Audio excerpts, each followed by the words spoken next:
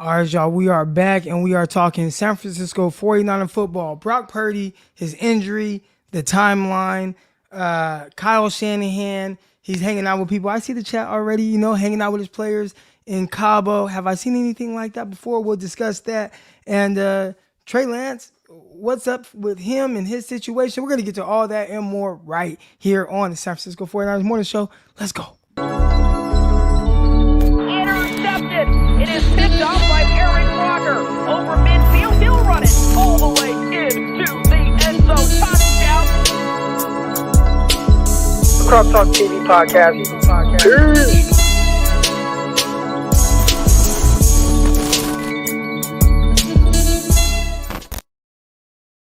I want to say welcome to another episode of the San Francisco 49ers Morning Show, but it has been a while. 2 months maybe? It's been a long time, man. It's been a long time, but I said, you know what? Today is time. Let's go live. Let's talk to the people. And I think more than anything, I want to hear from y'all, all right? Of course, I know y'all pretty much probably listen to Locked On 49ers with myself and Brian Peacock. We come at you 5 days a week. So y'all hear me on that, but it's like we needed this platform back. We needed this platform back so that we can just have our open discussions as we do live here. I'm Eric Crocker, former NFL and AFL defensive back. And of course, as always, this show is sponsored and powered by Underdog Fantasy. I got the shirt on, got Underdog Fantasy right there. Use promo code Crocky. And they got all kind of stuff going on right now. The NBA, really all sports. You can, put it all together, make you some money, all that good stuff. But it's been a while, and I missed y'all, for real. Every morning, I feel like, okay, is this the day? Like, is this the day you go live? And then it's like all these different things come up. And I asked y'all to come on and give 5 flames on your mental and all that. Shout out to my guy, I was going to say call him Jared. Man, we don't call him Jared. We call him Carter. Shout out to my dog Carter in the chat. He's not even a 49er fan, man. He's a Raider fan, but he tunes in. Shout out to Roland. Shout out to all the usual suspects in here. I'm tripping over my words, man. I'm so excited to see everybody in here. We got DeAndre. Here we go. Or DeAndre, from Edison E-House. Let's go. All right. But everybody got the flames coming in. And I know for me, I feel like I could take on the world, y'all. Like, I always feel like that. My wife would tell you, like, I feel like I could do anything. And it got to a point where it's like, you got to scale back. You got to scale back. Got to take care of yourself physically, mentally. I don't deal with like depression or anything like that. I think I handle stress well, but it got to a point where it's like, all right, I'm doing a little too much right now, and I need to just take a step back, focus on certain things at a time. And one of the things I had to take a step back from was the morning show, but it wasn't the only thing. The morning show, I took a step back from the Locked On NFL Draft show. I took a step back from the draft season with Tony Pauline and John Schmidt on the Giants, New York Giants network. It's on all their YouTube and all that. I took a step back from that. So I just had to kind of scale back on some stuff, focus on the gym, get that right, focus on my body, take care of me, drop 20 pounds. And I said, you know what? We'll get back to this. We'll get back to my show with Greg Pinelli, talking all things quarterbacks, but it might not just be as frequent. So maybe once a week, twice a week, something to where that's sustainable but still gives us this platform to continue to talk. So that's what we in here for. Hold on. Croc, don't come in here with that pineapple. Listen, is this about so first of all, I just saw it on my timeline. Someone posted, it was like Oreo cookies wrapped in bacon. And the comment and the quote to that was, well, I know people that eat pineapple on pizza, so why not eat a bacon wrapped Oreo cookie? And I'm like, that is not the same. That is not the same. Like pineapples on pizza is like cooked into the pizza. It's like cooked, like people eat cooked fruit, right? But bacon wrapped Oreo, listen, I like bacon on my like the maple bacon donut. So maybe I'll try it, but I don't know. He said, yeah, that's exactly what I'm talking about. Man, I'll try it. I ain't gonna lie. I'm one of those. I ain't gonna knock it till I try it, but it was interesting. But you knock pineapple on pizza, and to me, that's like, everybody, come on, man. We know what that is. That's fire. I don't even know why that's even a discussion or an argument. All right, but let's get to some 49er talk, man. Shout out to all of y'all that are in here right now. Hit the like button, hit the subscribe button, all that good stuff. I probably have to continue to go live to get back in the algorithm. I got my cats in the background making hella noise. But Brock Purdy and his injury. Let's talk about that first, because I think there's a lot that kind of works off of that. I think we're going to have a good show with all of that today. Let's go to the report from Tom Pelissero. And by the way, I think the last time we went live, 49ers are probably in the regular season still, maybe. Like, it's been a while. It's been a really long time. So, obviously, Brock Purdy was the starting quarterback for the 49ers, led a deep playoff push, went to NFC Championship game. I'm pretty sure you guys all know what happened from there. Was throwing the ball, elbow coming forward, and that always scares me. I see it in my gym. I'll be playing around with the kids, and one of the kids will like hit their arm while they're throwing. I'm like, hey, stay away from his arm. Stay away from his arm. It always scares me. All right, but I'm about to kick these cats out. They out here tripping. But it always scares me when I see somebody's arm here, they get hit and throw. And it really surprises me when there's no damage. So to see Purdy and what happened, and it would look bad. It looked bad live, and I'm like, man, that looked bad. But, somehow these guys, I don't know if they got elastic elbows or shoulders or whatever, but they bounced back. Well, he clearly didn't. And the initial reports were whatever that strain was, he was going to fix it, and, a week from after the season or whatever, and then 6 months later, he'll be live, like full go, ready to go, all that. And it just kept getting pushed back a little bit more, a little bit more, a little bit more. And it's like, well, this kind of keeps pushing the timetable back, right?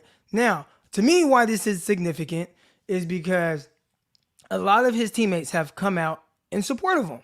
Oh, Brock Purdy, this and that. You got George Kittle coming out. Hey, man, like, it's his job to lose. Like, Brock Purdy, he's the guy. It's his job to lose. You hear the reports coming out. These dudes are fighting over here.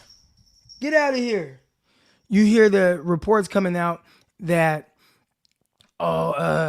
they like him and pretty much Trey Lance is an afterthought or whatever because they like Brock Purdy so much, right? And we'll get into why they like Brock Purdy so much. I would definitely let me write that down. All right, and that's as far as like inside the building, what they might love about him. But you hear all this, and it's like, okay, well, what about Trey Lance? And then you have the offseason. And when I say what about Trey Lance, it's just, well, Trey Lance is on the team. So what does all of this mean for Lance, right? And I thought it was going to be a weird situation. Trey Lance doesn't take me as the person to come out and request a trade, but I feel like if there was any justifiable situation to request a trade, it would probably be this one, where it feels like the players are behind Brock, the coaches are behind Brock, and that's the guy they want. Like, cool, that's fine. Like, and I would love to compete, but if it's not a competition, right? Like, if y'all say it's a competition, but it's really not one, why not just trade me? Why not trade me to the Raiders? Why not trade me to the Washington Commanders? Why not trade me to Tennessee Titans? Why not trade me somewhere where, like, I can have a legit opportunity? Because right now it seems like, hey, you guys are behind this kid, and that's great, but you got to do what's best for me, right? Like, that's what I thought initially. Now, obviously we know, and my cats are really fighting. I'm about to kick them out. Hold on, y'all. Get out of here. Where you at? You, come here. You two. Go.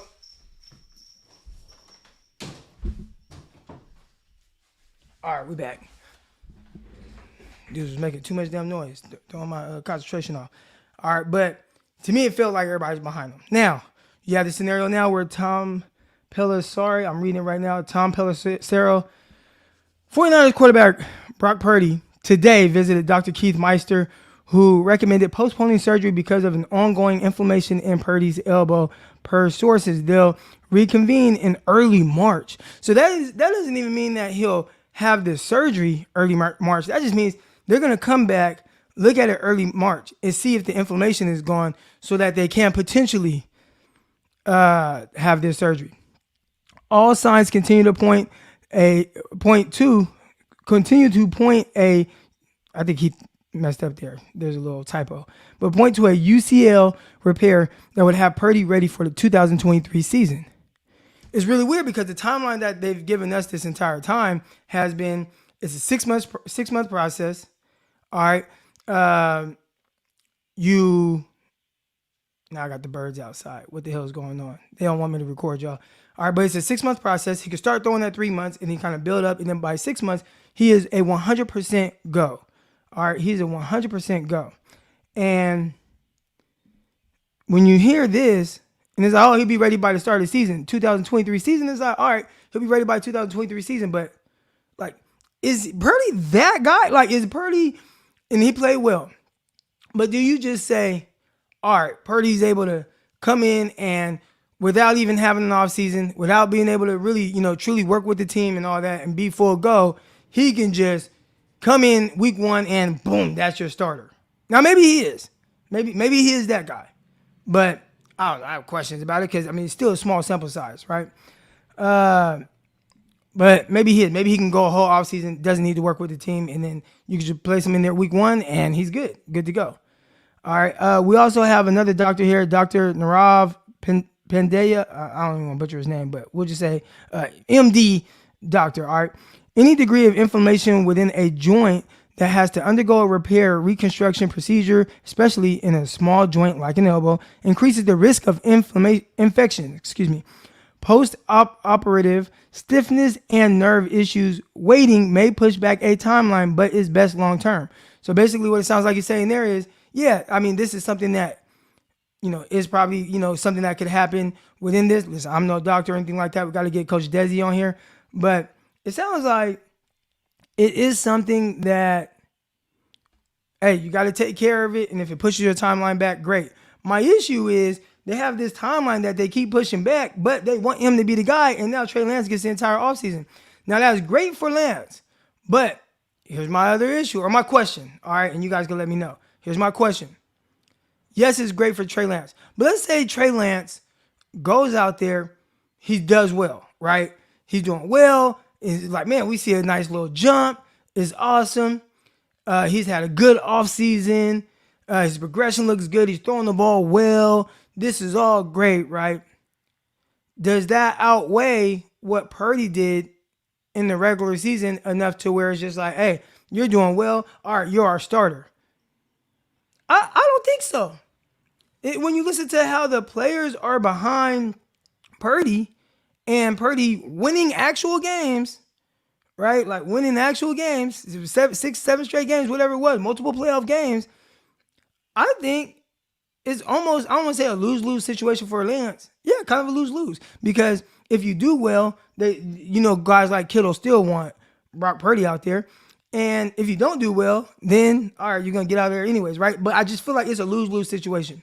Like, and you guys can let me know, is there a scenario where Lance does well, he looks good, and people don't look to Brock? Now, let's say they say, all right, Purdy, you'll start off on the PUP list. Or you'll start off active. Week 1, you're good, you'll be the backup, and then, we'll kind of slowly get you in there. If Trey Lance throws a bad pass in the game, will people be looking to Purdy? Like that's the other part to it, right? Like where it's like now, damn, every time I do something, do I got to look over my shoulder at this guy behind? Like, hey, let's say I go out there week 1 and I complete, 18 out of 30 passes, right? Well, I don't know, it was at 60% or something like that. I throw 2 tugs, but 1 pick. And, it's like, it's a cool game. When I throw that pick, is the crowd going to be chanting, Purdy, Purdy? It is a very tough situation for Lance if it wasn't already. All right. And I don't know. I just look at it like it's a weird dynamic for the 49ers to have to like deal with this. They want Purdy to be the guy, but then now he's going to miss the entire offseason. Lance is there like, all right, let me do my thing. Will it be enough? I don't know. That's tough. All right. But how do you get here? Right? How did you get in this type of situation? So let's talk about Kyle Shanahan. And one thing that's very apparent to me, I've said it before on here. We've said it on Locked On 49ers. And I also heard it be said on as a podcast I was listening to. I was shaving my face. I messed up. Now you see I don't got no beard. But I was listening to Candlestick Chronicles, right? Chris Biederman. And they had somebody on there from The Ringer. And he was just talking about how, like, man, Kyle's a control freak. And I got to thinking, and we talked about this on Locked On 49ers. because of how much Kyle is a control freak. We know, right? We know Kyle wants things done how he wants it done. Deebo Samuel talked about wearing a visor his rookie year, like you can't see through in practice, just so that he could cuss out Shanahan without Shanahan knowing, right? Because Shanahan is so like particular about the details, right? He's really hard on them details, which is great. That is a great thing. But it almost feels like, and again, that's why maybe Kyle is so great, there's no wiggle room for error. And I think Kyle gets extremely frustrated when things aren't done exactly how he sees it done, because he knows, hey man, if you do it this way, if you do it the way that I want you to do it, then hey, we'll have this kind of success. I don't think Kyle likes anything that kind of veers off of that, even if it ends up being a good play, right? So here's an example of something that he just might not like. I remember Trey Lance's first active throw for the 49ers, preseason game against the Kansas City Chiefs. Not the touchdown. I know y'all remember the 80-yard touchdown. There was actually a throw before that. Trey Lance drops back, and he might have those deep curls, but he didn't like it for whatever reason, right? Maybe he just shied away from throwing it, whatever the reason was. So he stepped up, rolled out to the right, and threw a dime to Brandon Ayuk, and Brandon Ayuk dropped the ball. Do y'all remember that play? Well, I bring that up because let's say Ayuk catches it. It's a first down. Well, that's not what Kyle wants. Kyle didn't really want the off script like that, especially if something is there. And I think because he's that controlling, and I wonder, does Kyle make it to where whatever Trey Lance can potentially be, will you never see that with Kyle? Like, will Lance never reach his full potential because he's not Brock Purdy, right? Like, they're different. Maybe they see the field different, right? And or maybe Lance is just not there yet, right? From the mental standpoint. And I could see that driving Kyle crazy. And I think back, and somebody had brought up like Patrick Mahomes, and I am not comparing Trey Lance to Patrick Mahomes by any means. But I do know one thing. Kyle, with what he knows about Mahomes now, said, hey, I would take him. I'd trade my whole team for Patrick Mahomes.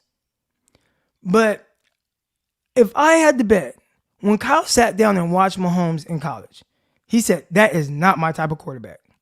That's not my type of quarterback. Okay, you got all this ability, you got all this potential, you got all this, you can make all these wild throws, but you don't really play within the structure of the offense. So I don't like it. You would not be good in my offense. And even when Brock Purdy, even when Patrick Mahomes, his rookie year, threw 50 touchdowns, whatever he did, right? He had an amazing year. Not his rookie year, his second year. And they went to the AFC Championship game. I would bet, and then, even the following year, when they played against the 49ers, and they went to the Super Bowl, I remember watching them before the Super Bowl and saying, Patrick Mahomes is a one-read quarterback. And not just a one-read quarterback. If it looks a little weird, he's going to move, and he's going to make a play and throw to Travis Kelce, Tyreek Hill, right? He's going to just move and then make an explosive throw to one of these guys. I think that would drive Kyle crazy. So I think even if you had Patrick Mahomes, if the 49ers would have drafted Patrick Mahomes, and it's easy to say now, like, Croc, you tripping, but I do not think under Kyle he would be the Mahomes that we see today. So when we talk about everybody likes Brock Purdy in that building, and Kyle probably really likes him, well, yeah, because Kyle knows, hey, he's going to do exactly what I want him to do. He's going to be that robot. He's going to be that guy that just, hey, I want you to do this, you do it. Why is he like Jimmy, right? Because Jimmy's going to do that too. You know, Jimmy's going to, hey, Jimmy, this is the throw I want you to make. Okay, I'm going to structure this like this, and then boom. And Jimmy just, all right, you tell me what to do, and I'm going to do it. Right? But when you have somebody like Trey Lance, who might need a little bit more freedom, he will not get that freedom from Kyle. And when I say freedom, just the ability to just make plays. And now, if you are somebody like that, you know, happens to be a little bit more of a playmaker, and you have somebody trying to like take the reins back, that's probably hard. I think of another guy, right, from the same 2017 class as Patrick Mahomes, Deshaun Watson. Deshaun Watson, I feel like, would not be a Kyle Shanahan quarterback. Not without Kyle already knowing what he potentially can be when he's fully developed. Not a Kyle guy, right? It's like when you watch him, especially as a rookie, same thing. I think he ran into a lot of sacks, but he made a lot of explosive plays and off-script plays. I think that would drive Kyle Shanahan crazy. So Kyle is a control freak. I think it's good and bad. I think it's good because, he knows exactly what he's doing. Everybody loves him. Everybody's trying to run his offense. The one thing about this offense is predicated on timing and rhythm. You drop back foot hit the ground, ball has to be out, accurate throw, catch and run opportunities. It's there. He dialed it up. You better see it the same way he does, and it will work. Lance might not be that guy, but whatever guy Lance is, seems like it's not a good fit with Kyle. That's what it feels like to me. And not saying he can't do those things. We've seen Lance do those things, but I think it's a little forced. I think he's forcing Lance to maybe be somebody that he's not necessarily. That's just my thoughts. Just my thoughts. I see y'all talking in the chat, so maybe I'm wrong. I'm about to bring everybody on so you guys can tell me. But I have seen people, and we're going to talk about Kyle and Cabo, but I've seen people in the Locked On 49ers chat. Man, you guys make excuses for Trey Lance. I'm not making excuses. Situation is what it is, right? But let's say, how many of y'all really like Michael Myers? I love Michael Myers, right? Like I've watched every Michael Myers movie that there is out there. I even watched the Michael Myers movie, the Halloween, that he wasn't even in. What was it, like Year of the Witches or whatever it was? Like, I haven't watched that one, right? Like, I've watched every Halloween, every Michael Myers movie. And Michael Myers is a murderer. He's a serial killer, right? Like, there's no way, like, that's what he is. What's wrong with talking about how he got to that point? What's wrong with talking about how when he was a kid, and depending on what version you watch, but let's say the Rob Zombie version, where mom's a stripper, people make fun of him, he's killing animals, and then next thing you know, like, he just turns into a mass murderer, right? Or same thing, I watched this show with Jeffrey Dahmer, right? I watched the Jeffrey Dahmer show, and whatever you want to call it. And you see, same thing, right? Like his dad, like killing animals with him and dissecting it. He's like, man, and it just does something, right? Like, just, it's a little weird. And you can say, like, well, yeah, I see how he got into doing whatever he's doing. Like, it started here. Well, he still got to that point. It was not making excuses for him. It's just talking about how you got there. And I think with Trey Lance, we're talking about how we get to this point year, 3? Going into year 3? And still not knowing quite what he is. Well, it starts to me with Kyle Shanahan. And Kyle wanting Lance to be a robot. Not a robot. It's like, well, this doesn't fit with what I want. So I'm going to go with Brock Purdy, who's not as talented. But, hey, he could do these things right now. And I don't have to worry about him veering too much off script, especially if something is there. Now, Purdy can definitely make plays off script. But, naturally, it's just, hey, this is here. I could throw this check down. I could do these things where Lance might, let me move around a little bit, make a playoff throw. And Kyle might be like, man, even though you completed, I don't quite like that. All right. Last thing we want to talk about, then I'm going to get you guys in the chat. I'll send the link right now so you guys can start following in here. Come on live, man. Come on live so we can talk about it.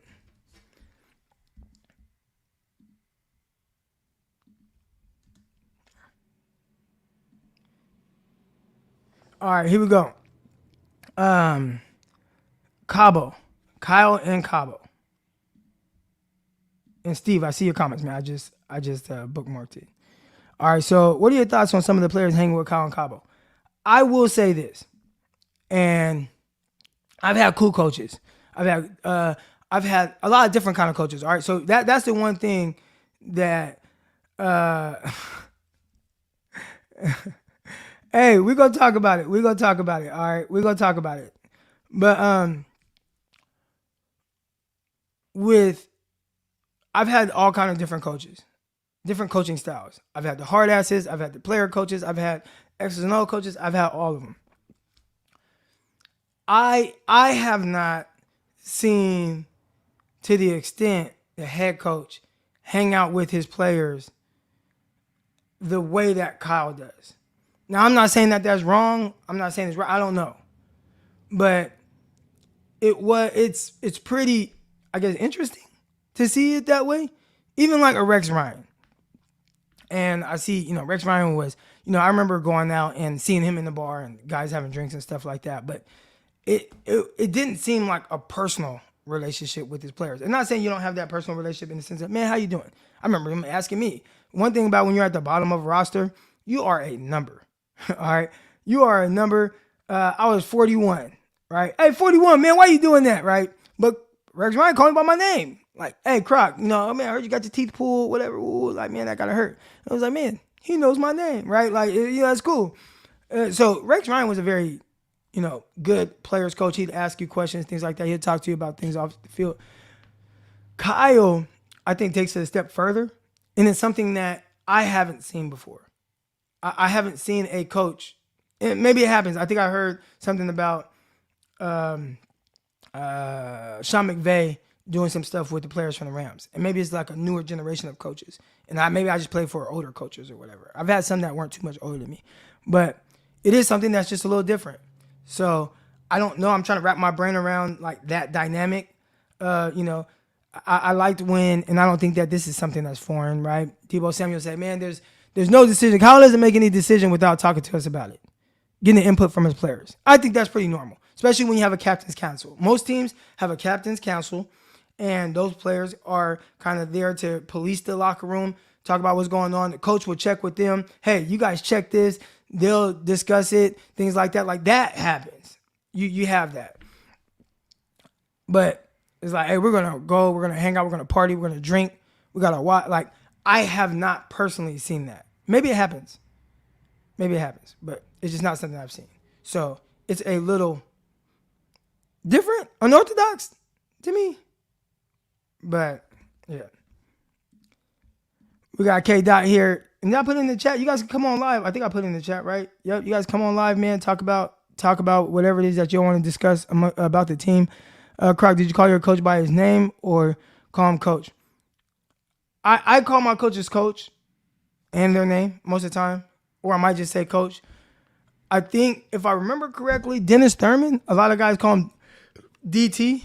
And I don't think they said Coach DT. I think they might have just said, hey, DT. So I don't know if that's super, out of the ordinary as far as what I've personally experienced.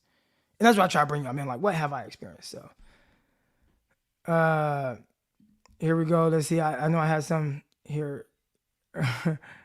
This was good. Big City Man. When you got to compare Jeffrey Dahmer to your starting quarterback, let's just say it hasn't started off the best. I wasn't comparing him to Jeffrey Dahmer. I was comparing anything in life. That's just where my mind went. All right. But every action has a reaction. So whether it's Jeffrey Dahmer cutting up animals with his dad when he was a kid, and then how that kind of transpired later, into his adulthood and not understanding why his brain was working the way it was, whether it was me. And I remember when I was a sophomore in high school, I had a quarterback on our team, David Cooper.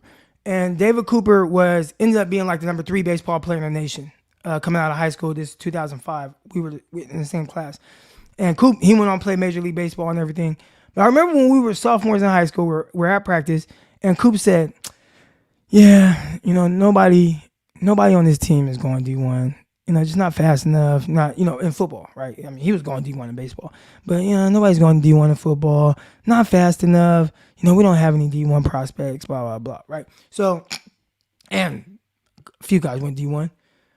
But without me really knowing what D1 looked like, I believed him, right? So the reaction to his action was me thinking, I'm not a D1 guy. I can't go play D1. So what happened after that? I didn't work as hard in the classroom, right? I kind of just was like, I kind of went through the motions. And really, I didn't even think I ever had a chance at the NFL. I just kind of kept playing. I just kept getting closer and closer. And then a player had got cut from Tampa Bay Buccaneers. He came to the arena team. And he was like, bro, why are you here? I'm like, what you talking about? He was like, what? Why aren't you in the NFL? And I'm like, the NFL? He's like, dude, you can play in the NFL right now. And I'm like, what? That was the first time anybody's ever said it to me. All right. So, that's an example there, right? Where something that happens or something that's said, and then what it does to you kind of mentally without maybe you knowing or whatever, just kind of the effects of it. it wasn't until I was 24 years old that I even knew or somebody told me you can play in the NFL. That was the first time, right? So I use Dahmer as an example, but there's some more examples for you. A couple more things. Here we go. Lance chose to run a lot and made wrong reads. I would say that for a guy coming into the NFL, typically, right? And I saw your next one that said, watch the film. I thought he got better and better at the reads. So I don't know. Hey, you may know more than me. But I didn't think that was like the biggest of issues for him. I think it was just like the game slowing down. That's what it felt like to me. All right, here we go. Let me put my headset on. We got a caller coming on. Appreciate everybody that's tuned in right now, man. Hit the like button, hit the subscribe button. All right, we got my guy Gammon in here. Gammon, you got the nice sports coat on, man. What's good, man? How you doing? Man, I'm just it's been a while since you've been on, and I was like, you know what, I gotta do this right. This isn't just an ordinary event here, so it's great to have you here right now back on. I'm like, he does love us, so of course we're back here. As quick shout out, like I always do, starting to kind of do is I want to give a shout out to you, Croc, Wayne Breezy, Jesse Naylor, and Jason Aponte for really you guys have really pushed me and always made sure, as a toxic environment as these social media platforms can be, just giving me a chance to kind of grow.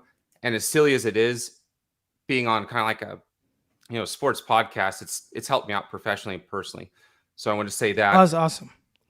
The other thing too, not to make this grim, because I'll just go quick, but it meant a lot to me during the season last season. I forgot they had left the TV on with the YouTube on, and my son saw me on TV while I was in the computer room talking to you, and then I came out and he was like, "Wow, Dad, you're on TV," and it,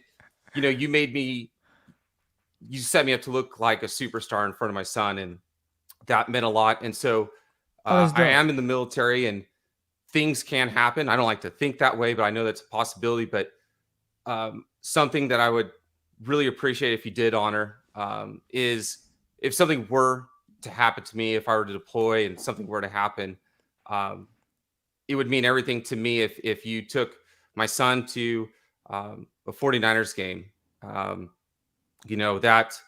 That'd be huge for me. I talked to my wife about it and everything. And Medic Mike and some other people, if you're there, that would mean a lot to me too. But to kind of move past that a little bit. Yeah, I got you. Whatever you need, but you ain't going nowhere. So I mean, we good. We good. Don't even speak that into the universe. But yeah, I got you though. I appreciate it. Also too, I joined your Patreon and I went on to your Discord channel and everything like that. So eventually, I'd like to exchange contact information. One thing I did kind of want to start off with, and this is just for me because I know everyone else is kind of beat the proverbial dead horse. But last year I predicted Deebo Samuel would get a contract of somewhere around $24.5 million kind of annually. And a lot of people, I got a lot of pushback. People wanted 18 to like 20 million, right? But the thing is that we have to remember two things. Is number one, it's not about the money per year, right? It's the guaranteed money. That's number one. Number two, these contracts are going to hurt. They're not, they're not meant to, it's not a fun thing. And so they're going to get as much money as they can, right? And so you got both people kind of playing it on both sides of the fence. The reason why I say that is because last year, what I was saying, or during the season, I thought that Bosa would get a contract of around 32 to 33 million. And I felt that they should have did his contract extension last year when they were doing Deebo's. Well, they didn't. Now he led the league in sacks, right? Defensive player of the year. I'm making a really, really bold prediction here. And I'm saying now I think that has moved up to 38.5 million. And a lot of people, I'm going to get a lot of pushback on that. But the thing is, the market is changing, right? With all that new revenue, all that money kind of coming in, your left tackle, defensive end, I think that those are really, really high budgeted things. And I just wanted to kind of ask your opinion on this, but is the salary cap even real? Because I looked at the salary cap is definitely real. Now you can manipulate it. You will lose some guys. If you want, you can pay your best players, but you'll lose in certain areas. I mean, so like right now, right? I would say most people don't care if the 49ers bring back Mike McGlinchey. But Mike McGlinchey is going to go on the market and get top dollar. He's a player that, because you have all these other guys, because you have these other guys that, just cost a lot more, and you got to pay Nick Bosa, Fred Warner, whoever else, right? You could think of Trent Williams. I mean, all these guys are paid, right? It makes it to where a guy like McGlinchey, who's not a superstar, but he's good, you'll lose him. And I think a big part of that is the salary cap. Now, you can say, well, we want to keep him too. All right, but then you're going to lose in some other areas. And you've already paid a corner, but then maybe like Emmanuel Mosley, I don't know what he's going to get on the market, but it might stop you from being able to sign him to a multi-year deal. You see what I'm saying? So it's a real thing, but I do think you can manipulate it to sign whoever it is that you want. You will lose some other guys, though. Who do you think would be better at corner, Emmanuel Mosley or Diamo?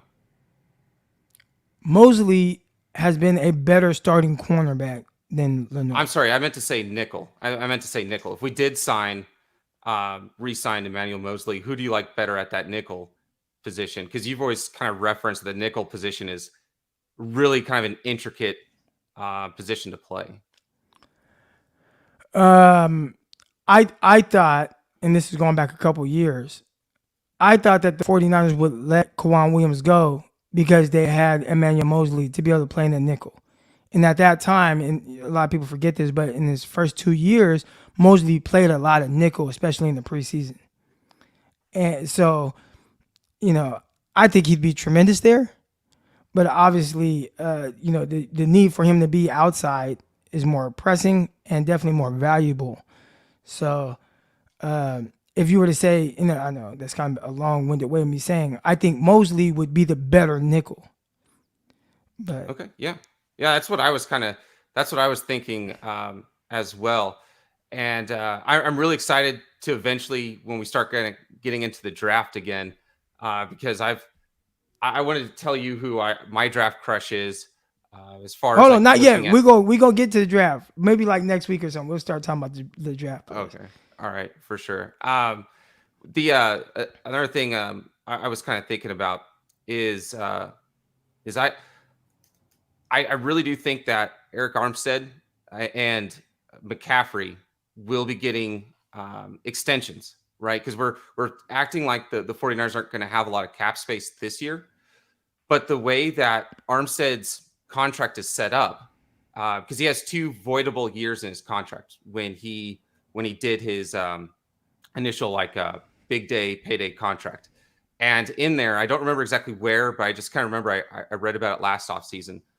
But in there's like a stipulation like, hey, if they don't do an extension or something to that effect, after like a certain period of time, those all those years where that prorated signing bonus got pushed off to years 2024, 2025, something like that, that all of a sudden comes to a head.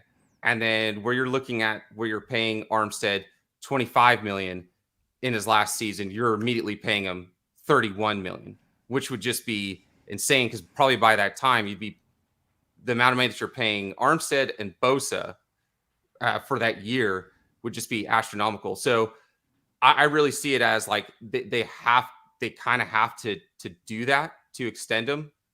It just makes sense. And then paying McCaffrey $12 million this year just doesn't make a lot of sense either. My question to you. That's another guy. I forgot. I didn't even mention having to pay him, because this year you had him very, very, very cheap. The next 2 years, unless you figure out some type of restructure, he makes $24 million over the next 2 years, right? Like not each, but total. So, right. And that's a lot for a running back when you have like a guy like Elijah Mitchell, who was a 6th-round pick, you're essentially in comparison to McCaffrey, you're paying him pennies. Right. Yeah, absolutely. And so my question to you is, looking at the cap space and then how we're going to have to prorate that, right? And I know that your philosophy is like, hey, let's just make sure that we can be great or just be a good solid team. And I feel like we flushed. I'm going to come out and say it. I love Christian McCaffrey. I love Jordan Mason. I'm big on running backs. I think we retrospect, and even then, I still think we gave way too much capital to get Christian McCaffrey. I'm sorry. I've tried to look at it from all different points of view. It doesn't resonate with me. But after we do all these extensions and restructures with those two guys, and we free up, I don't know, somewhere around 20 something million, 18 million, 19 million, somewhere around there. What would you do if you were the GM? Would you splurge? Would you get, hey, we're getting Payne, we're getting some more guys in the secondary? Or would you be like, hey, we're just going to sit on that slush fund that we have and then let that roll over to next season to kind of offset next season's salaries? Real quick, because I'm not a capologist, but I will say this in the sense of just value, right? I think Christian McCaffrey was very good for the 49ers, and he was very valuable. I do think a lot of things that he did, 100%. I mean, there were some games where I'm like, man, thank God we have Christian McCaffrey, right? I think the tough thing to wrap our brains around, and it sounds like for you too, the capital that they did give up for him and the money that they'll have to spend. I watched the 49ers run crazy to a Super Bowl with guys that were undrafted or on his 7th team. And then the next year and then 2021, you go to an NFC Championship game with Elijah Mitchell, as your factor back, right? Like your main guy. So that was a tough spot for me because on top of the $12 million each of the next 2 years, you'll have to pay McCaffrey. You also gave up a 2nd and 3rd round pick this year. So I think if the 49ers had to do it again, I think they would. I think I felt his value during games, but that is the thing that I wrestle around with myself on, where it's like, it's like you're good running the ball without him. You do want one of those backs, but I feel like it's better to swing and draft a guy that, and I feel like they haven't. It's like you draft Trey Sermon in the 3rd round, but anybody that watched Trey Sermon in college, he didn't look like a guy that, hey, this is an every down back. This is a potential Christian McCaffrey back. And that's hard because McCaffrey was a top 10 pick. But I mean, just in general, I remember watching, Dalvin Cook and thinking damn, this dude's good, right? That was one of my favorite backs in that class. And you were able to get him in the 2nd round. And I feel like if the 49ers maybe found a guy like that where it's like, hey, this is a legit back, you can, they did with who was it that went 2nd round last year? Not the one that went to the Seahawks, the other one. The one for the Jets from Iowa State with Brock Purdy. Running back. He wore number 28. Look, I know all the stuff. I just can't think of his name. Breece Hall or? Yeah, Breece Hall. So Breece Hall, it was very clear to me Breece Hall would have been an amazing fit to the 49ers. Now, obviously, the 49ers didn't even have a chance to draft him. But I mean, those guys, they are in the draft. This year, there are guys coming out. I think this is a really good running back class. Right. And you look at this class, these guys coming out now, and Tajay Spears. It's like, man, you think Tajay Spears wouldn't be terrific in the 49ers offense? So that's the part that's hard for me because you could get Tajay Spears in the 2nd or 3rd round, and you have him on the cheap, so it doesn't hurt the roster around you. But then you trade for a Christian and not just not getting him on the cheap like you would one of these guys. You also gave up capital. So that is a tough balance, and it wasn't just, it was 2nd round pick, 3rd round pick, 4th round pick, next year 5th round pick. Yeah, it was a lot. It was a lot. 2, 3, 4, and 5. And the other thing too, Croc, and I'm sorry to cut you off, but that's my thing is we could have had that young man from Alabama in the 2nd round this year, And in the same breath, and when you said, thank God for Christian McCaffrey, right? We could have been saying, thank God for Jordan Mason, a guy who I thought was very underutilized. I just don't feel that he got as much of a chance to really showcase his talent. And the same thing with TDP. I felt like they could have really held it down for a while. And I love Christian McCaffrey. His best asset, though, is keeping teams off balance because of his receiving ability. During the offseason, one of the big things that you and I kind of went back and forth on was I thought Jordan Mason would make the team. And I didn't think that who was the Jeff Wilson. Jeff Wilson wouldn't make the team because I thought Jordan Mason was a better, younger, less injury would be. And I thought they were back. identical in the sense of how they played. But where I thought you and I were in line was we both thought Hasty would make the team because I thought that he was the best receiving option running back on the team. So I just when they didn't retain Hasty, I was kind of going like, because Jordan Mason is a jack of all trades, and I'm just going to throw this out there. My draft crush right now is going to be Deuce Vaughn. The little running back out of Kansas State. Yeah, and because right now, if we lose Christian McCaffrey and his ability to receive out of the backfield, because he's not going to run through people like Elijah Mitchell, like he's not going to impose his will like Jordan Mason, and I believe TDP, even though we haven't seen a lot of them, but I feel like we need another receiving back kind of option, someone who can line up in the slot, but also too, I just like his shiftiness. I think during the season, I said something about we have a really neat mixture of slippery bangers, right? Ayuk and Christian McCaffrey being slippery, and then bangers, guys who just get in there and just thump in Deebo Samuel and Kittle. But I felt like we gave second, third, fourth, fifth round pick, took on a massive salary for an injured player. Often injured. I love him. I'm just trying to be very upfront in how I see everything, and assets that we could really be using. I think the argument would be that you don't know what those assets would be, right? So if you want to look at it from the standpoint of, man, look, you got Christian McCaffrey, one of the best running backs in the league, and you know exactly what he's going to be. You know exactly the impact that he's going to have.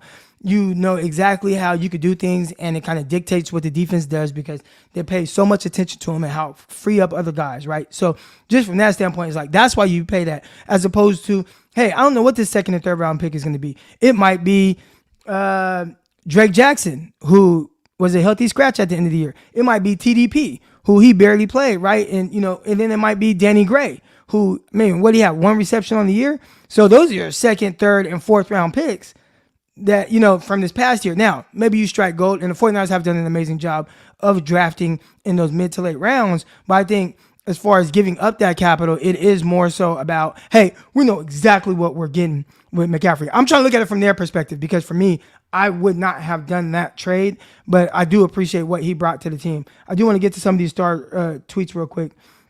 There was a good one here, and where was it? Right here. Why does everyone forget that Mitchell was receiver before he started playing running back? He can catch out the backfield. I didn't know he was a receiver, but I will say this. When he was a rookie, they made it sound like he was the receiving back, right? And I think that's something that gets lost in the shuffle. They made it seem like, oh, Elijah Mitchell, he's just third down pass catching back. He's just obviously a little, And then once he had to play, they kind of took that wasn't as big of an emphasis on the passing game. And I see Dominate 49er, and he's spot on. Mitchell can't stay on the field. I think that's his biggest issue. But as far as Mitchell goes, like talent, I'm like, man, this dude is good. Here we go, another one. Can't stay on the field. He can't. So good job of drafting backs, but it's a tough one. You do have guys that just can't stay healthy. That's big. But do you say, all right, well, Mitchell can't stay healthy, so we're going to trade all these picks for goddamn. Christian McCaffrey, or do you say, well, Mitchell can't stay healthy. Hey, let's give Jordan Mason the ball more, right? Or let's do some of these things. And I thought that's I don't know. Now you look at the 49ers, and it could be a coincidence. Before and after the trade for McCaffrey, it's a significant difference as far as offensive production. Yeah. So there's that part of it too. Hold on, let me get to some of these starred tweets real quick or messages. My guy Abel, shout out to my guy Abel, real Northside Stockton. Let's go. With the way Kyle Shanahan turned the organization around, I still think he's the best fit for the team. Super Bowl rings are the goal. From 4-12 to 6-10 to continuing almost every year, he's the best fit. Yeah, and I think there are people that I've seen a lot of it on my timeline, and it's almost as if people think that, like, I think they think Kyle's overrated. And I say, man, I mean, he might be underrated. Like, Kyle's a great coach. He is a great coach. Some of his things I don't quite understand, but maybe it's just not for me to understand, right? Or be able to articulate. I think he does an amazing job of getting the most out of his players for the most part. Now, here's the thing, and this is what sucks for some guys. He gets the most out of the players that do it exactly how he wants. I wonder how much meat he leaves on the bone because he is so tightly wound, and there is no freelancing at all within his offense. I wonder how much meat he leaves on the bone. I bet he leaves some on there. I bet. And over time, he might have to figure it out. We talked about it on Locked On 49ers. There have been coaches that you just kind of sometimes have to let go a little bit. Now, I don't think that's Kyle. But the coach from the Giants back in the day, New York Giants head coach, what did he do, man, to win that championship? I don't know if you watched their it was like either an NFL Films production or whatever, but it was on that like first Super Bowl team from the Giants. And Strahan was talking about it. And they talked about how tightly wound Tom Coughlin was. He was just this authoritative like coach, and it was just like this way, and he's just drilling guys. And then that Super Bowl year, he loosened up to the point where the players are like, man, who is this guy? This is a different guy. I don't know if that is what led to a Super Bowl. Maybe it's just a miraculous catch on the helmet by David Tyree or whoever the hell that was. But he loosened up, and next thing you know, they got over that hump. Look at Andy Reid. We saw Andy Reid, and maybe Andy Reid was great on the Philadelphia Eagles, and maybe he didn't win the Super Bowl on the Philadelphia Eagles because, well, McNabb was out of shape in the fourth quarter of a Super Bowl, right? Like, maybe that's the issue, and he's throwing up on the field. Maybe he had to learn from his lessons, and then, he goes and gets a guy like Patrick Mahomes, and it's like, well, Mahomes is a lot different than Alex Smith, who just had the best season of his career under Reid. But you know what? We are going to let Mahomes just be free. Be free. He let go, and next thing you know, he has 2 Super Bowls in the last 3-4 years or whatever, and 5 straight NFC Championship appearances. I mean, like, it's amazing, right? And it feels like Andy Reid was just like, I'm going to let go. And Mahomes, for good or for bad, you be you. And there's times where I see it not work out well, right? I remember the AFC Championship game a year ago. Mahomes was tripping. He's running around in circles. He's doing some type of things. He's fumbling the ball. He's doing all kind of weird stuff. But it's almost like you got to take the good with the bad when there's guys like that can kind of just like let him play for you. Got to let him be him. And I don't think he puts any type of tight rein on what Mahomes does. So maybe for Kyle, as amazing of a coach he is, I think he's underrated as a head coach. A little tightly wound. I think if he loosens up just a little, I think he'd even get more.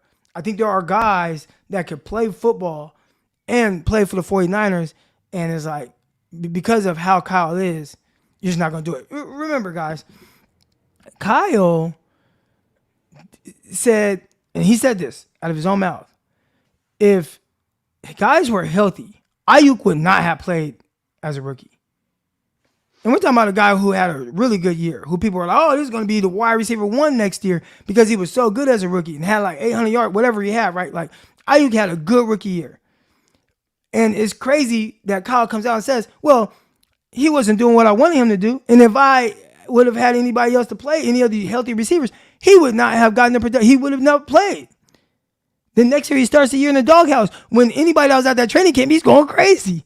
And it's like, nah, And I mean, so that just goes to show like Kyle is very, and it seems like it's work. I just had a 1,000-yard receiving season, right? But it's like Danny Gray. Like, we don't know what he could be. And we won't know if he's not doing it exactly how Kyle wants. So, Abel, I do agree. Kyle is an amazing, fantastic coach. But I think he's kind of, the reins are a little tight if you're doing it just a little off of how he wants it. This 49ers Shanahan era is destined for ESPN 30 for 30. I can't wait for that. I can't wait for that. How can Trey have a fair shot at competing with Brock when the guys who have publicly come out in support of Brock are the ones in Cabo with Kyle? Nick, that's a good one. So I think some people you have to see this.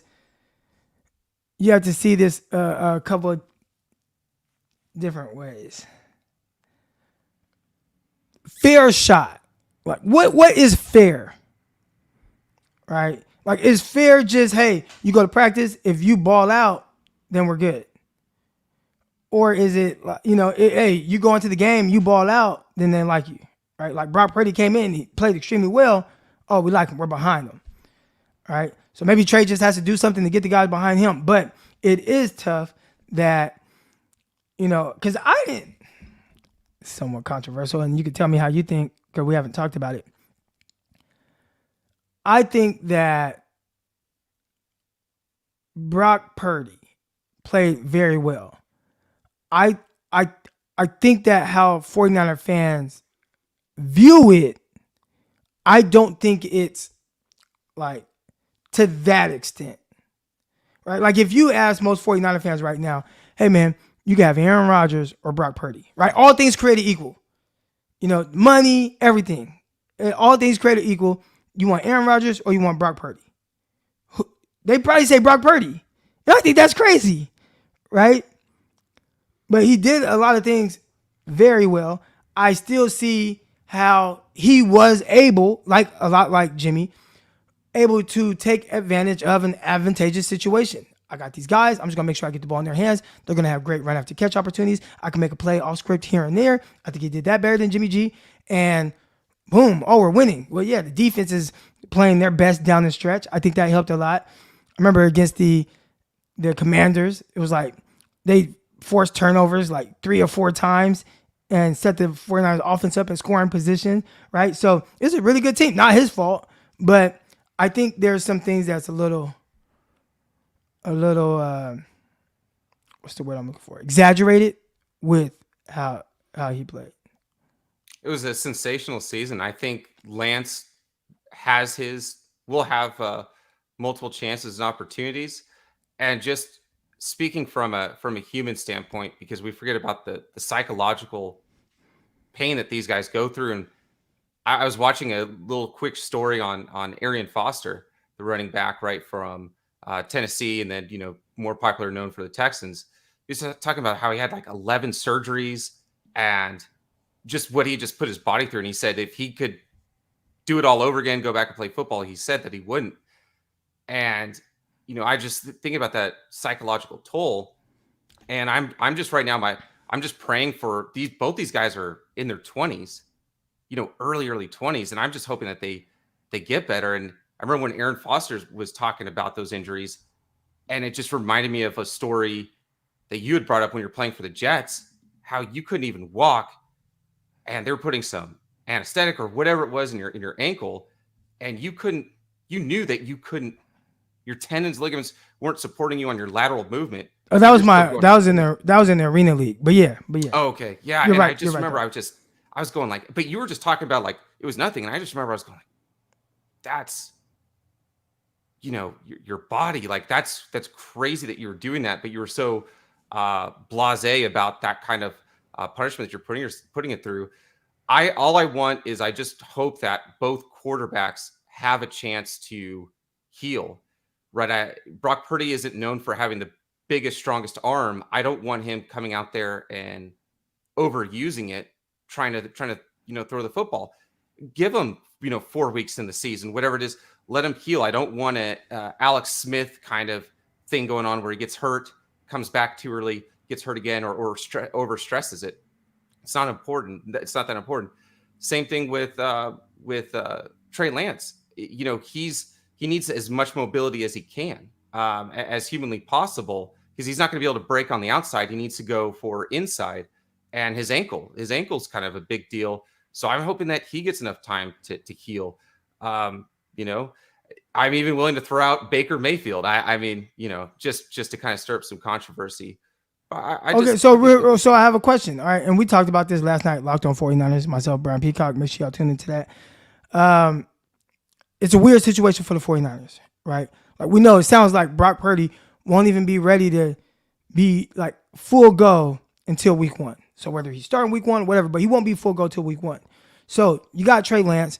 We don't know exactly how they feel about him. Saw some report like, they want him he's not running as well as they wanted him to run or whatever.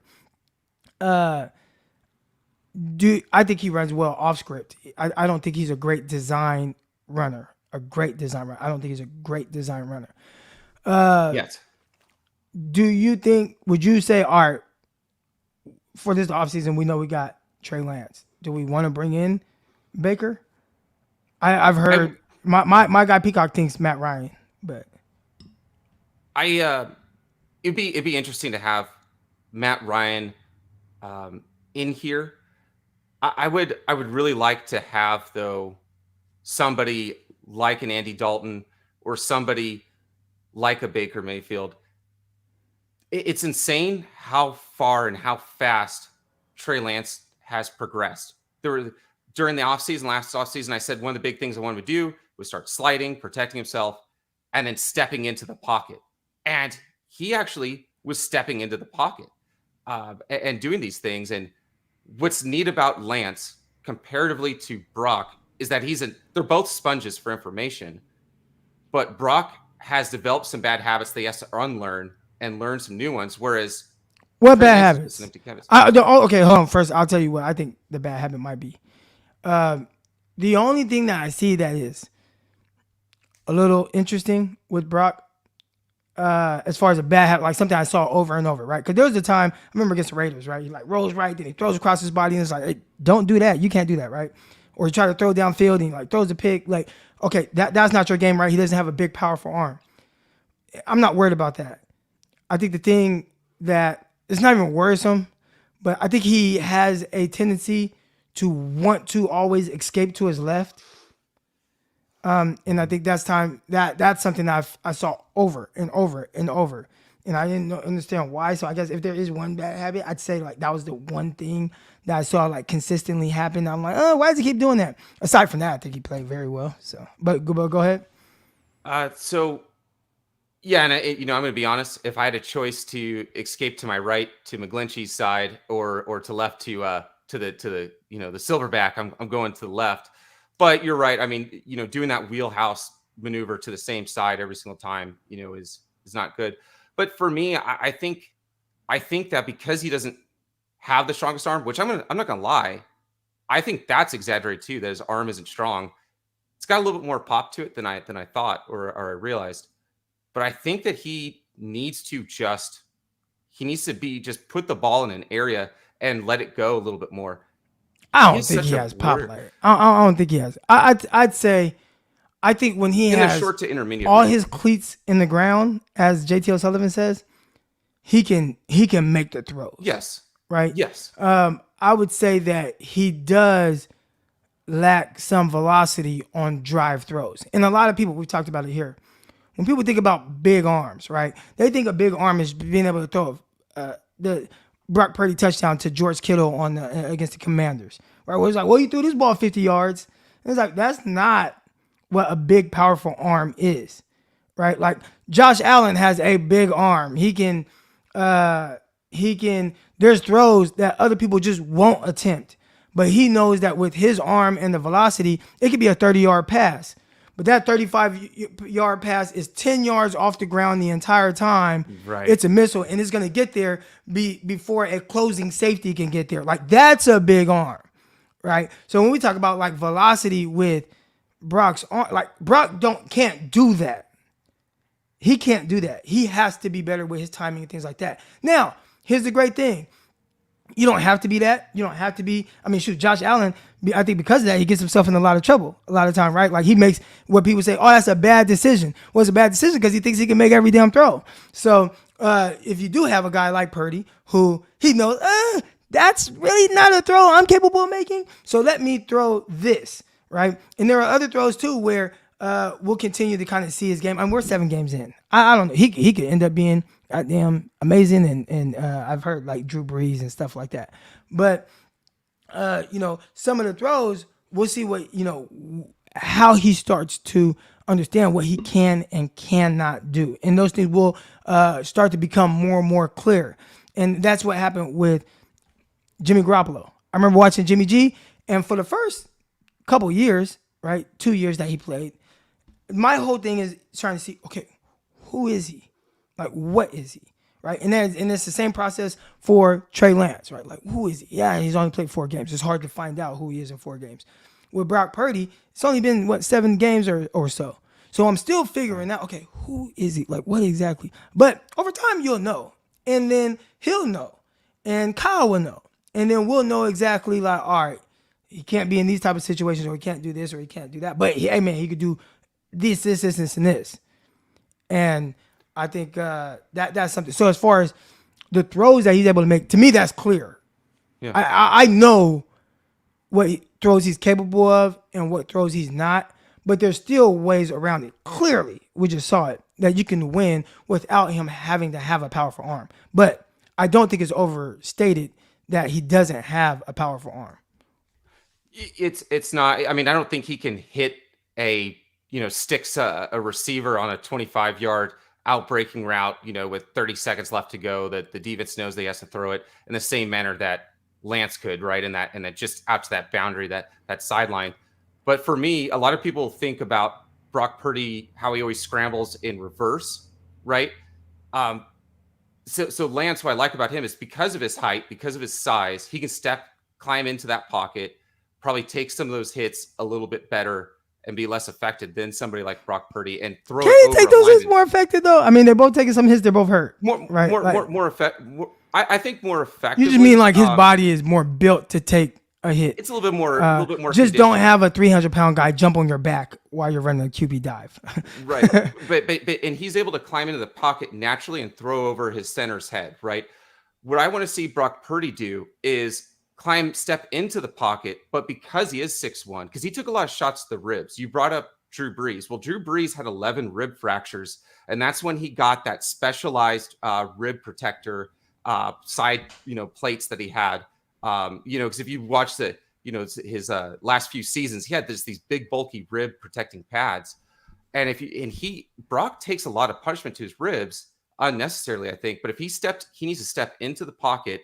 And then he needs to do kind of what Russell Wilson or Drew Brees, some of these other guys who are like 6'1", and then slide into those open spots in between, those gaps, and then start finding receivers through those lanes in between those blockers. So he can't just naturally climb the pocket in the same manner that Tom Brady or a big guy like Lance can, or anything like that. But he's gonna have to step up and I think his lateral movement is absolutely fantastic, and use that lateral agility to then get into a spot. But I think that's what he really needs to do. Running in reverse and then trying to throw it when you don't have the strongest arm is probably not the best go. But also, too, if he stepped into that pocket, got into one of those lanes, it now sets it up to like, hey, now there's still nothing open when I popped in this lane, but now I'm in a wide open lane. Now I can scramble for a few, 3 or 4 or 5 yards and give himself that opportunity. Because that's kind of a big thing is he's great at scrambling, but if you look at his college career and then professionally, I think there's a lot more to his game where he can't pick up, I don't think, as many hustle yards as a guy like Trey Lance. Trey Lance is the thumper. When he put that hit on Simmons in the end zone, even though he didn't get in, like Simmons was like, gosh, this 21-year-old put a lot of people forget that part. Simmons didn't get up. Right. He didn't like that. Yeah. He didn't like that. No, it's tough. I mean, I think you got to learn, if you're Lance, and I'm pretty sure he has now, like, okay, like going head up with these NFL guys is a little different than going head up with guys from Jacksonville State or something, right? Like I think he realized that clear. But and I think Trey, like, listen, I talked about knowing what you can and can't do, your strengths, your weaknesses, and understanding at the NFL level and what Brock Purdy, will continue to figure out for himself. I mean, it's the same for Trey in his running, right? Like understanding, okay, I can make these type of runs, but I can't make these type of runs. Like I'm not this type of runner at the NFL level. I'm not going to run away from this guy. I can't take these type of guys head on. I have to learn how to, protect my body a little more. And it's hard to figure that out over 4 starts. I think that's his kind of bigger issue. But Gammon, I'm gonna get you off of here, man. I appreciate you coming on. And subscribe, help the algorithm. Let's go. Like and subscribe, help the algorithm. I think what I'm gonna do is go live once a week, and I'll just cut these different segments up so people they don't have to watch a full hour and a half. Last thing, Jason Ponte, I saw you on here. I'm gonna call out Jason Ponte, but I asked him how come you haven't came onto a show, and he said you've been acting in Hollywood, but he said that in joking jest or whatnot, so he wasn't not starting any controversy. But love you guys. Have a good one. All right.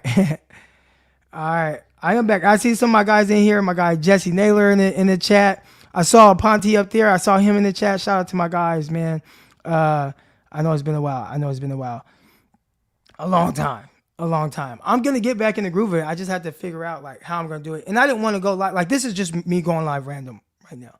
I had some time this morning. I had some time yesterday morning. I watched some film on some prospects, but I'm like, man, I need to go live and let's talk about it. I want to go live once a week. I just got to figure out a day. So maybe Thursdays, maybe every Thursday we'll go live and I'll cut this up into different segments so y'all got to sit here and watch a whole hour and a half. Matt Flores, Michael Myers analogy, you saying Kyle is the QB killer. Hey, listen, your words, not mine, but I will say Kyle, is he a QB killer? I don't know. He's interesting. I think the bigger question is, and we forgot to ask this on Locked On 49ers, can he develop a quarterback? Is he willing to do what it takes to develop a quarterback, or does he need somebody that is tailor-made for exactly how he sees the field? And there's some guys that need a little bit more developing than others. And I remember RG3, first of all, RG3 won Rookie of the Year. A lot of people forget this part about that season. They started off really bad, and then they won like 7 straight games to end the season, and that's how they made the playoffs. But RG3, his year he won Rookie of the Year, it wasn't great the whole year. I think they started off 3-6 or 3-7 or something like that. 3-6. 3-7, no, 3-6, and they finished 10-6, if I'm not mistaken. And remember after that, right? Because RG3 got hurt. And his thing was, I want to be able to play from the pocket. Like, can we develop me from the pocket? And Kyle's like, nah. And I think that's Kyle's issue. Kyle is so, like, it's got to be this way. And if you can't do it this way, we're going to go completely this way, right? Or if you can't do it right now this way, we're going to go completely this way. And we saw that with Trey Lance, right? Because here's the thing. Everything that people say Trey Lance can't do, I've seen him do it. Now, how do you get him to be more consistent? I think it's just playing. But for Kyle in the preseason, and it was hit and miss his rookie year, but he did some good things his rookie year, playing from under center, when he threw the 80-yard touchdown to Trent Sherfield, was that not from under center? Right? That was a big bootleg. When he threw, he had him backed up against the goal line, and he threw a sail route to Charlie Warner, nice catch and run, backed up. I mean, on 1 yard line, play action, boom, hit him. I mean, like, he's done these things from under center. Well, okay, keep developing that. Oh no, we're not going to keep developing that. We're going to put him in against the Cardinals, and we're just going to run the ball 16 times. And it's like, that's like, what are we doing? So, as it pertains to Kyle developing quarterbacks, it's like, it's one way, and if you can't do it quite this way, man, I would prefer somebody else. The biggest thing, and here's the thing, I would bet my money on this. The only reason RG3 was a starter was because Dan Snyder was like, that's my starting quarterback. So Kyle had to start him. I bet you RG3 would not have been Rookie of the Year if it was his choice. He would have played Kirk Cousins. Kirk Cousins would have been the starter. I can guarantee you that. And there would have never been Rookie of the Year RG3. What do y'all think about that? What do y'all think about that? So can Kyle develop a quarterback? I remember watching CJ Beathard. And, not the most talented quarterback, whatever.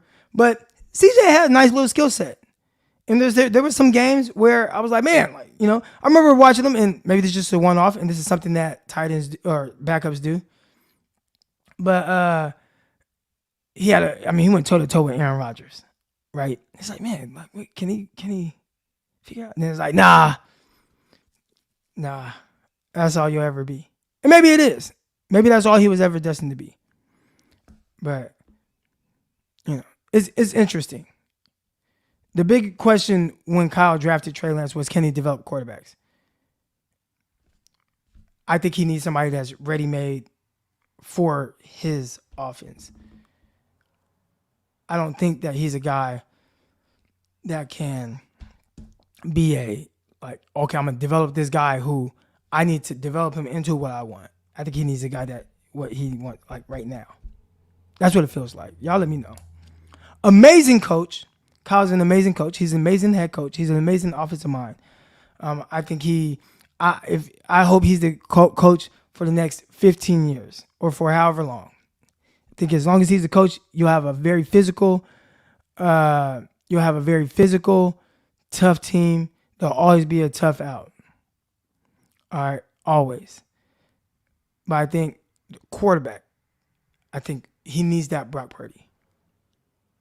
What? I'm capping? You don't think Kyle's amazing? I think Kyle's amazing. I think he's an amazing coach.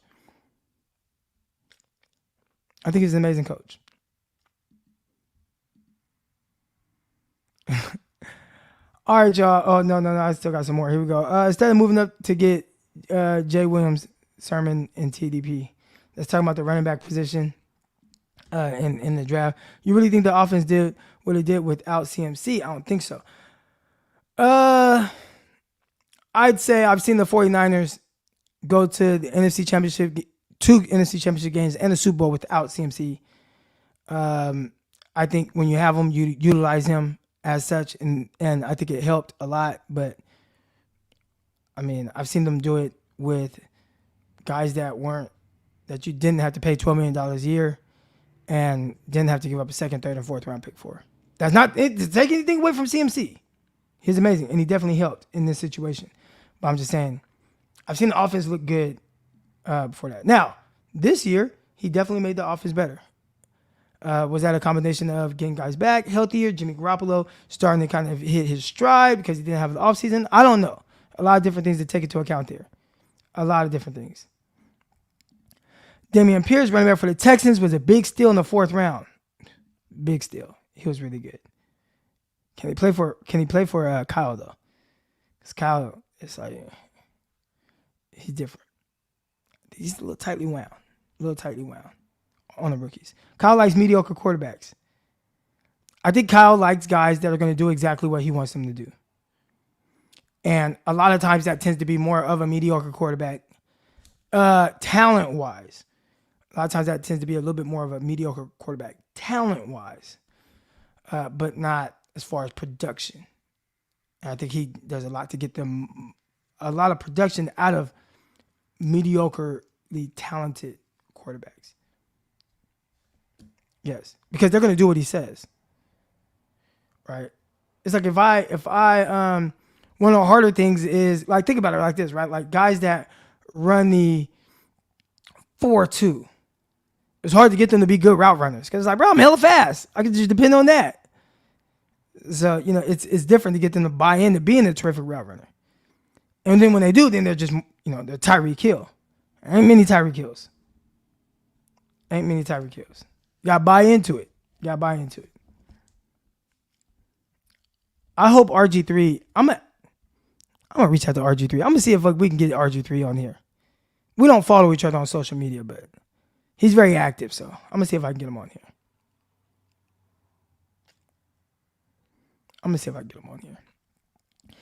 Anyways, man, here we go. Developing a high potential quarterback is Too risky for Kyle, especially in the Super Bowl window in San Francisco. That's tough. That's tough. That is tough. That is. And I think that's the balance.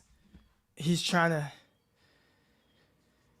it's like a balancing act right now. He's trying to figure out, oh, how do I develop this guy? But, oh man, these guys are ready to win right now. I don't know. Mediocre quarterback won't beat Mahomes. It'll be extremely difficult. You need your defense to be top notch.